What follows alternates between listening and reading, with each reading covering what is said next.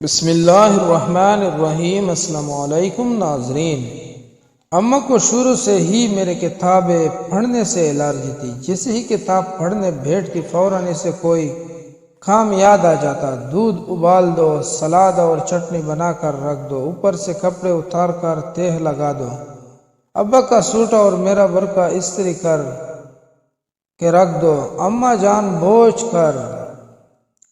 بوجھ کر ایسے کام بولتی جس کو کرتے ہوئے میں کتاب نہ پڑھ سکوں۔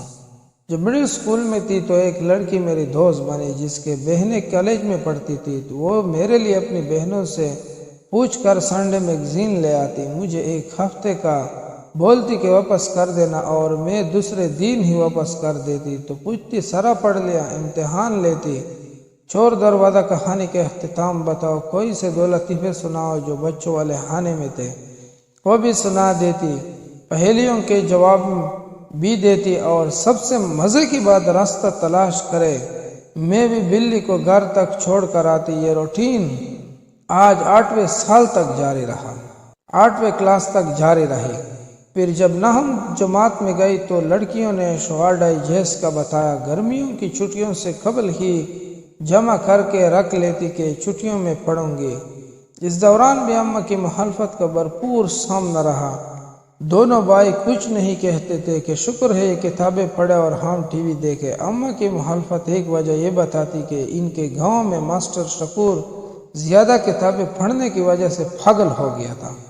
ماسٹر شکور سارا دن بازار کے چکر کاٹتا اور اونچی اونچی آواز میں چلاتا، میں بھائی ہوں، میں بھائی ہوں۔ دوسری وجہ اماں کے گاؤں میں استانی تھی۔ اماں بتاتی ہے کہ اس کے ہاتھ میں ہر وقت موٹی موٹی کتابیں ہوتی، لاہور شہر سے آئی تھی، اونچی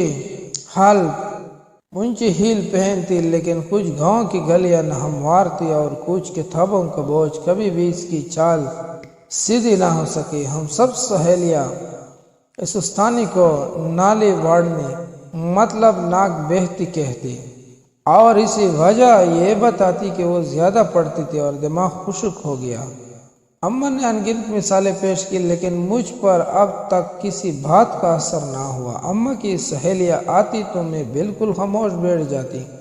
خاندان میں بھی کزن اور رشتہ داروں کے سامنے میں بھی زیادہ بات چیت نہیں کرتی، اور جب پروفیشنل لائف میں آئی تب بھی بہت کم لوگوں سے کھل کر بات کی۔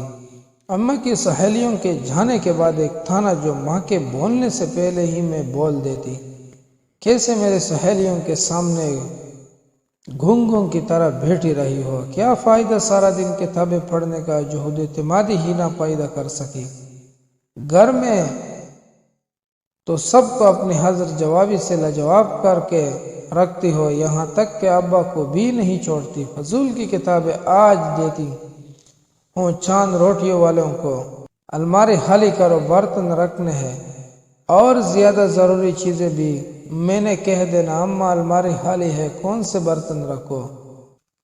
اس سال دسمبر کی چھٹیوں میں نسیم حجازی کی کتابیں اور تلوار ٹوٹ گئے، آخری معرکہ، سلیم فغار کا شاعری مجموعہ ستارہ شام سے پڑھی۔ تلوار ٹوٹ گئی میں جین اور انور علی کا کردار سحرانگیز تھا، اور آخری معرکہ میں رنبیر رام ناتھ اور روپواتی کا کردار ساری کہانی کی جان تھی۔ سب دوستوں سے گزارش ہے، طالب علمی کے زمانے میں کتاب پڑھنے لائبریریوں سے لانے، رات تک ساری کتاب ختم کرنے کا بہت زیادہ شوق تھا، لیکن جو انسان کی عمر زیادہ ہوتی ہے یہ شوق آہستہ کم ہو جاتا ہے۔